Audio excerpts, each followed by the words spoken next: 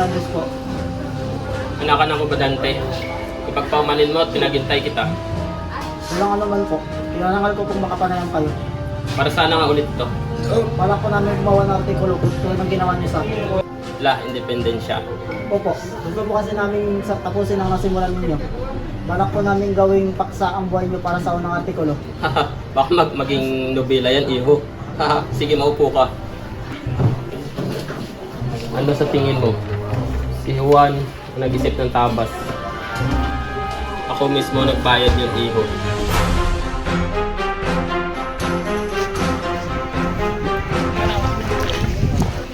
Saan ang galing ito? Mga bagong uniforme po galing kay General Luna. Anong bagong uniforme? May uniforme pa tayo? Yung isa po nilala ng bilisan nyo para magkaisa ang kinasal. Hindi ako makikinig sa sambog na yun.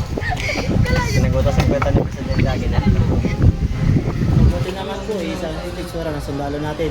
Malaking trabaho ang pag-isahing bansang watak-watak ko, Ben. May balita nga daw kung magpapasya ang gagawin tungkol sa mga Amerikano. Mas madali pa pagsunduin ang langit at lupa, Ben, kaysa sa dalawang Pilipino tungkol sa alinmang bagay, Ben. Hahaha. Mga sundalo na marating ang pagkatapos. Senyor Presidente, wala pupuntahan nito habang nagtatalo tayo dito. Gusto na natin sila habang kakaunti pa lamang sila. Kahit ikamatay na ng karamihan sa atin, mapalayasan natin sila sa Manila at sa atin ng Tramuros. Hawak natin ang karatig bayan! Mayroon tayong 40,000 katao! 3,000 ang Amerikano, madali natin sila mapalayas sa bayan na ito. Ano makipag-usap ng kapayapaan kay General Otes? Pinaglalaroan lang nila tayo. Ang balita ay meron pang paparating na 7,000 sundalo na magpapalakas sa kanilang puwersa. Tignan nyo! Tama si General Luna! Kailangan nating kumilos! Kasi ang ano, Kaaway din ng Amerika ang Espanya. Ang kaaway ng ating mga kaaway, tinuring kong kaibigan. Kinalaban ng Amerika ang Espanya sa Cuba. Sinakop ba nila? Hindi. Tinulungan ba nila ang Cuba? Isipayan ng Espanyol. Wala tayong dapat na ikatakot. Pagbigyan naman natin na magkaroon tayo ng kapayapaan. Lahat ng nauna sa atin, naalay nila ang buhay nila para sa kalayaan. Kung Espanya talaga ang kalaban ng mga Amerikano, bakit hindi sila makiisa sa atin? Bakit pinipigilan nila tayong pumasok sa Intramuros? Okay, Senyor Paterno. Pinipili ko ang kapayapaan. Vlog, sa halip na nandito tayo mga nakaupo, andoon sana tayo sa labas, nangangalap ng armas. Umuhukay ng trinsera.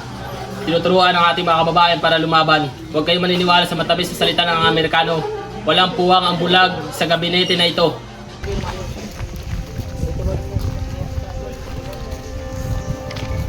Ito ang aming mga negosyo. Kapag nakipaglaban kami, babagsak ang ekonomiya, paano namin mapapakain ang aming mga pamilya.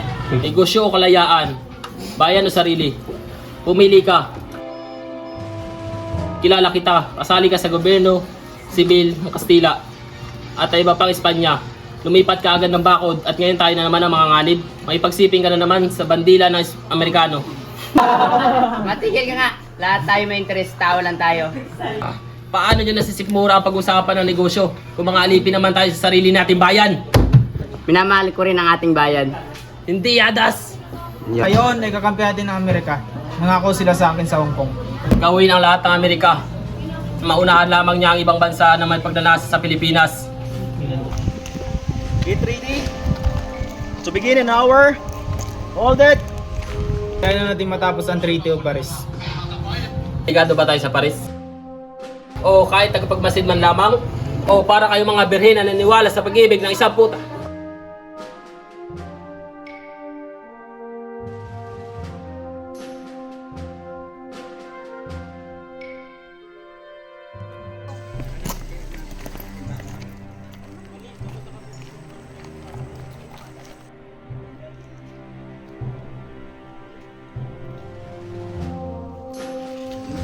Welcome to Manila, man. It's ours.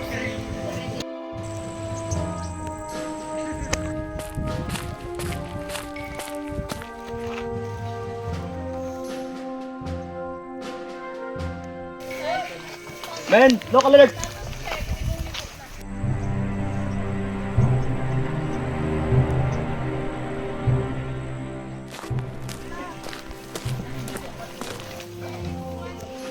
I said, hold!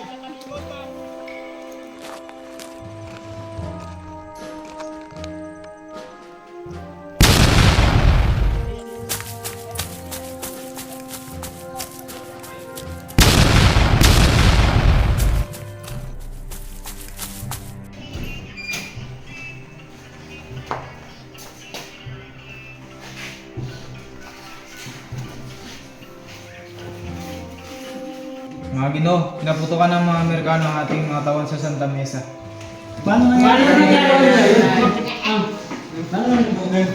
Nilusob na rin nila ang San Juan, Paco at Pandacan at ang iba pang karating bayan. May kasunduan na rin sila sa mga Espanyol sa loob ng Intramuros. Ano nangyari?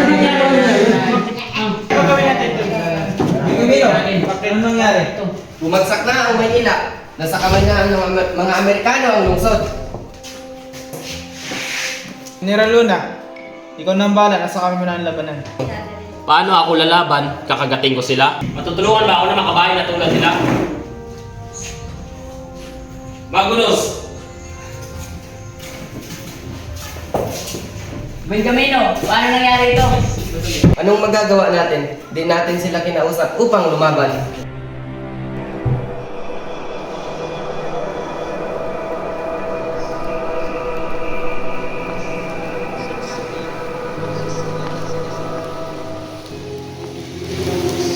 Huwag tayo magdadalawang isip, iligtas ang inang bayan.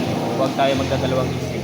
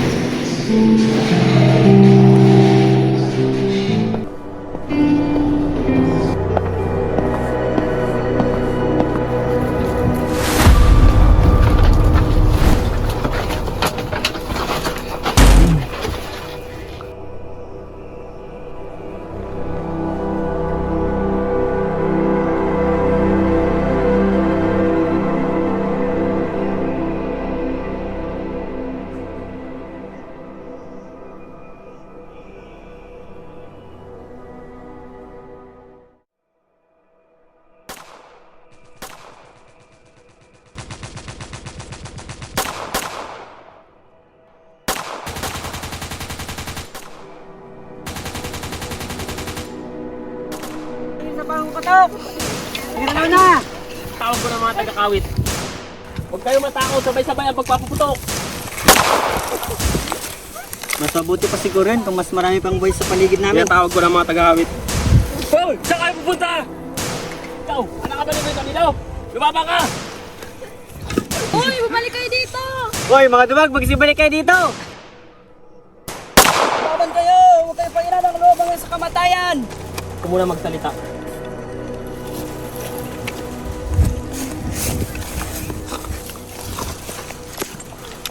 Maraming salamat po. Huwag ka munang kumalaw. Ruska! Dalay niyo ito sa likod. Medico!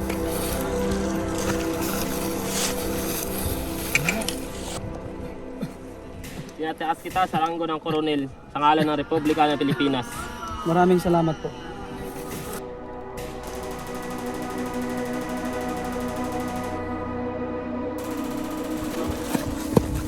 Anong balita? Coronel, ayaw sumunod ni Hanolino. General! Anong balita sa kawit? General, ayaw po sumunod ng brigada ng kawit. Ayon po kay Kapitan Hanolino, ay, wala daw po sila natatanggap na mensahe nagmula sa Presidente. Paco! Kunin mo ang aking kabayo. Ruska! Naiwan ka dito, ipagtanggol mo ang linyang ito.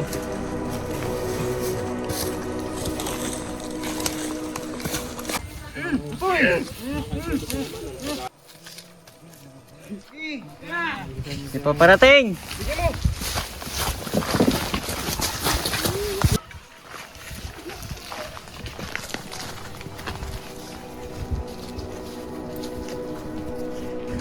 Tingnan mo mga tangang ito. Nasaan si Hanolino?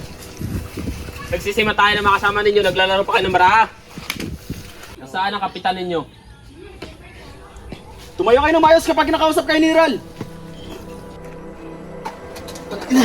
Magandang hapon, kapitan.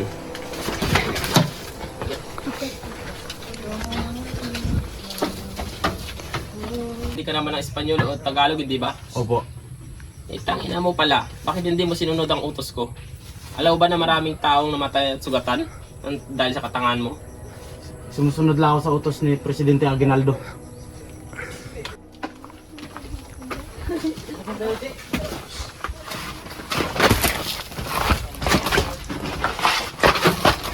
Alam mo ba ang unang artikulo ng patakaran natin? Hindi po. Artikulo 1. Ang hindi sumunod sa utos ng punong general ng digmaan ay tatanggalan ng ranggo at ipapatay ng walang paglilitis sa husgado militar. Ikaw yung kapatid. Kaawa mga sundalo. Nasa ulo ang kanilang pinuno. Hindi naman ganun kalaki ang kanyang utak.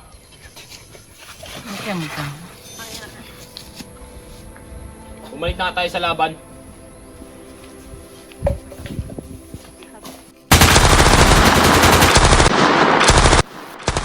Guards! Get this man to the other flank! Right, sir. I need 5 men.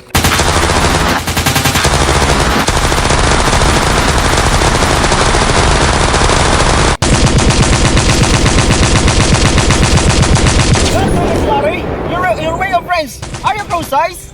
Now, get this man to the trances. Alright, General. Ready! Aim! Fire! Pagubos na bala nyo, pumunta kayo doon pag-uupugin ko mga puting itlog nyo. Uy, baba mo ulo mo. Putang ina. Hindi mo ligid ang mga lintik. Putang ina. Ano ba doon? Bisa nyo! Buti nga. Pangina na loob! Fuego!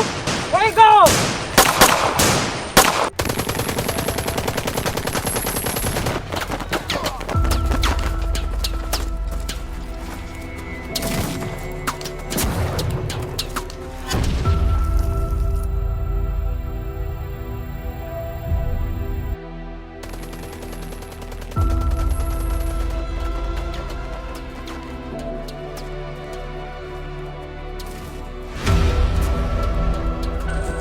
General, wag! General, wag! General! Huwag niyo pababayaan ang General! Sugod! Sugod! Sugod!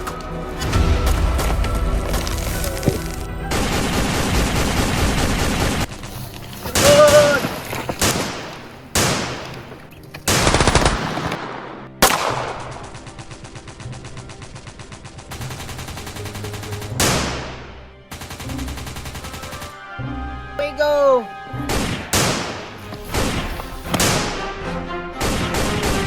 General, wag!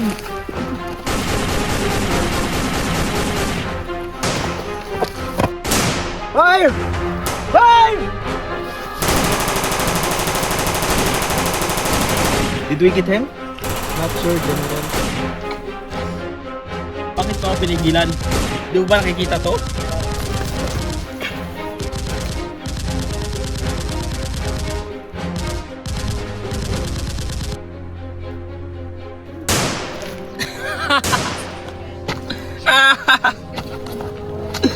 Hoy, mga Amerikanong General! gunggong! Baba! Like he's still alive, sir. God damn it! General, tingnan niyo po. Patay ng bayan! Lusog! Do we engage with them, General? No, we lost too many men. Let's grab them this time. That'll be dinner time, sir.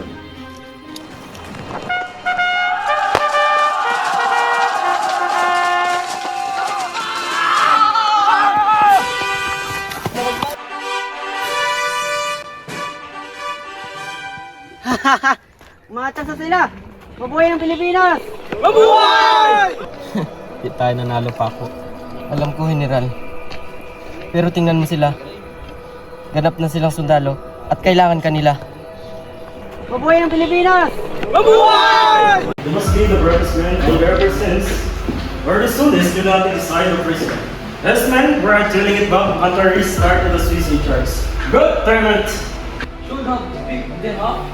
Yeah. Well, no matter who's in the action, we cannot afford to underestimate the enemy.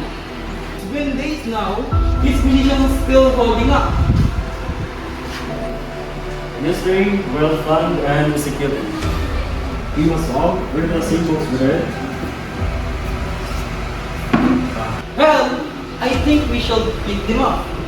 Yeah. They're mosquitoes. They're bigger than hummingbirds. Men are falling like this. Dysentery, cholera, malaria, stroke, 200 and counting. In the food, we've got to do something about the food. That will come with reinforcement. We get that Alenado. We have to get that Lola first. Once we get them, their military will fall like a house of cards. Some of the leaders in the Philippine Army, the Malcontent, they wanna sit down and talk to us. Pinaya niya, kapitan ko, sa harapan ng tawan niya. Yan natin kaya pang mawalan ng maraming tao. Inyo, kailangan susundin namin, Senyor Presidente. Madala na Tomas. Ibabalik ko ang maranggo nila. Maraming salamat, Senyor Presidente. Kailangan may gawin tayo sa balin na lunang yun. Kanya na tayo, mga kapitan nyo. Those malcontents to each logical conclusions. A little nudge her, big smiler. What's talking about? Mga tawan sa kawit. Alam kong kailangan nila ng disiplina. Pero kung paano niya ginawa ang pagpapahiya, Kahit ano pang sabihin natin, may nagagawa sila. hindi ko siya maintindihan. Anong gagawin natin sa kanya? Tulungan siya. Ito pa rin naman ang ating layunin. May iba pa ba tayong magagawa? Paano ang bayabangan niya? Nasubukan mo na bang huliin ang hangin? Nasabi ng iba, inaalam niya daw po ang digmaan. Pero bakit hindi po kayo ng kompromiso? Hindi po ba mas madali yun? Susuka ko ang digmaan, Ben, pero ang magkompromeso, magbulag-bulagan lang ba tayo sa kalaban? Hindi titigil ang pagnagsa ng mga Amerikano pa ako. Unti-unti tayong naubusan ng persa. Kaya pagandaan natin itong huling laban. Malinaw naman ang plano, General. Tapat naman ang binabalak ng trinchera sa ilog, sa hilaga ng ilog na magbag. Mas mahalaga naman itong hukay mula sa Caloocan hanggang Nubalik. Habang natataranta ang mga Amerikano, atras tayo papuntang norte. General, Ano? walto sa patatao para hukay na ito kalawak. Kailangan po natin ng 2,000 na tao na may kanya-kanyang pala, piko at asarol para matupad lamang ang unang bahagi ng plano. Pangalawa po, sa tingin ko, hindi sasang-ayon ang presidente, lalo na sa hukay mula Caloocan hanggang Novaliches. 3 araw. Po, Bigyan niya ako ng 3 araw. Komandante, Kapitan.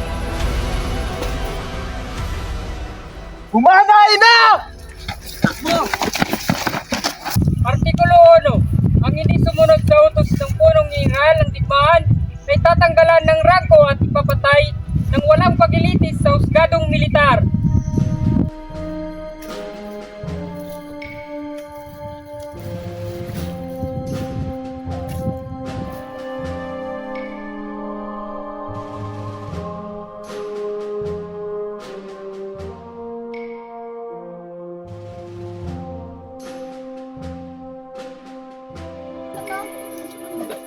General!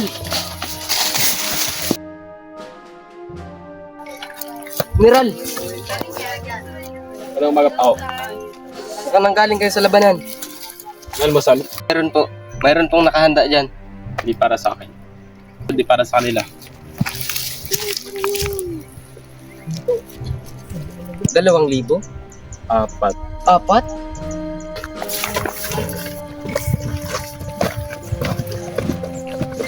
Sa likod banda.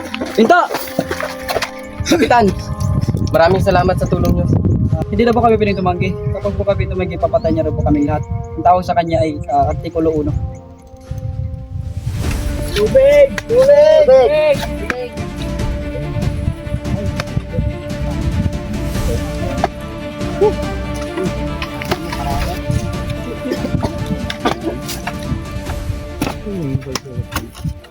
Alala ko lang yung sa masakit ng aking ulo. Ganun naman po yung mga Pilipino. Inuuna ang pamilya. Yun naman talaga ang sakit natin. Kaya natin magbuwis ng buhay para sa pamilya. At para na rin sa prinsipyo, makbayan.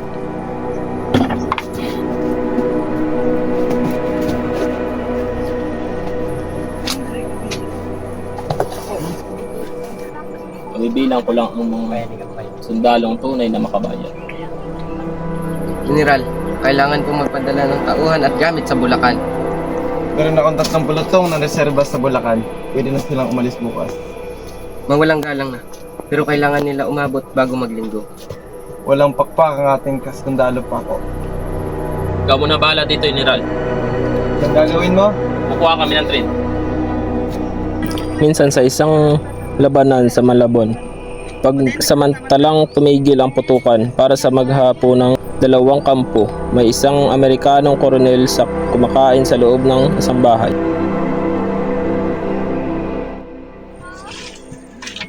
Good God! What kind of phone is this? I don't know, sir. The local seems left it. Brings out the Russians private? Yes, sir. This stuff smells atrocious. Tingnan natin kung sino matapang sa tauhan natin ngayon.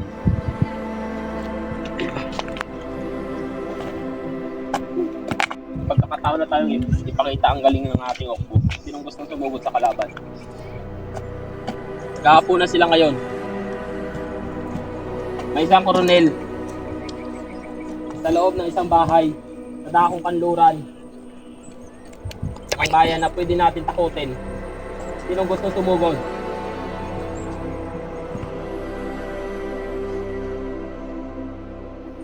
Wala ba sa inyong makabayan?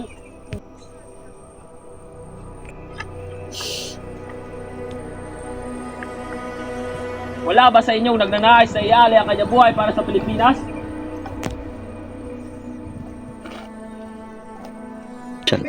Pangalan? Marsaya po, General.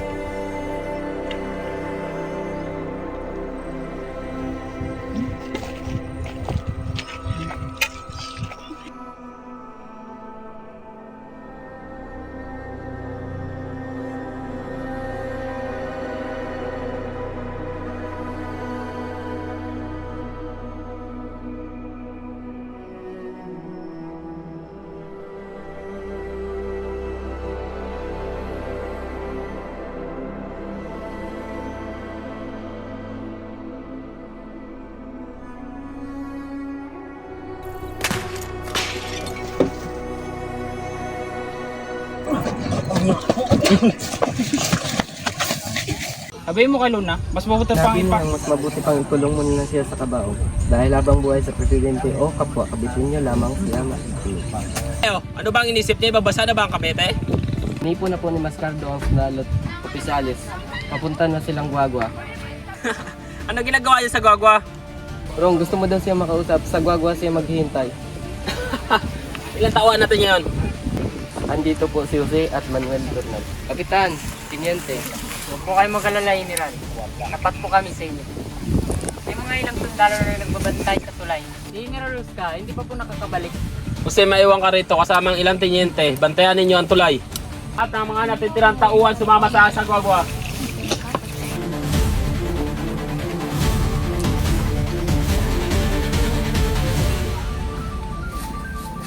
Hindi maaaring magkaroon ng ganitong kaguluhan sa pagitan ng kapwa Pilipino? May punto siya. Alam ko, Komandante. Isabel, sabihin mo kay General Pescado na binibigyan ko pa siya ng isang pagkakataon para subuko siya ng mapayapa. Anak, suotin mo ito. Wala na iyong itay, pati na rin ang iyong kuya Manuel. Ayoko may masamang mangyari sa inyo. Sa inyo ni Juan.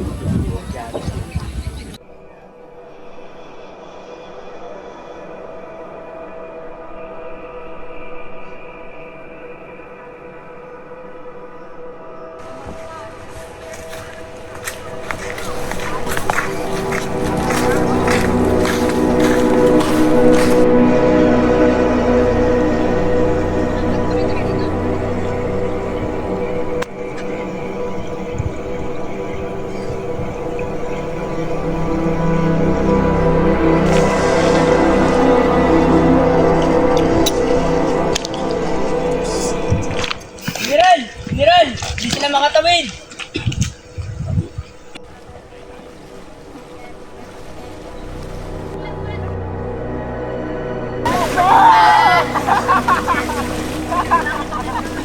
Mukhang pinipigilan yata tayo ng tadhana, General. O baka naman galing kawit yung mga karitilang yan. Guzman, Rusca. Mauna muna tayo. Manuel, sumunod na lang kayo sa kabalatuan. Opo, General.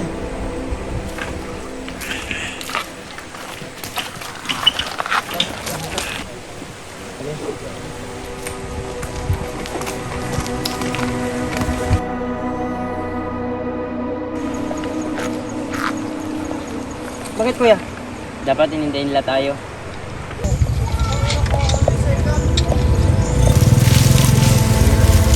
Nasaan yung mga tao? Baka na tanghalian na.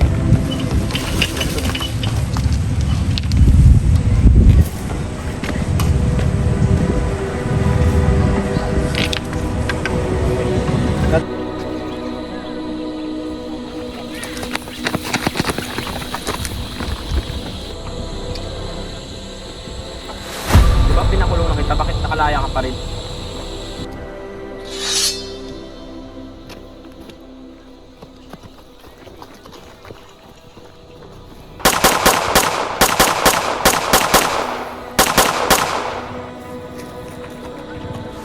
Anong nangyari?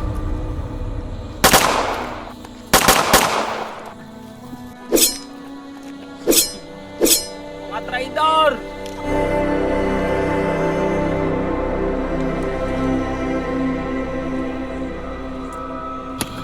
Ano? Buhay pa ba yan?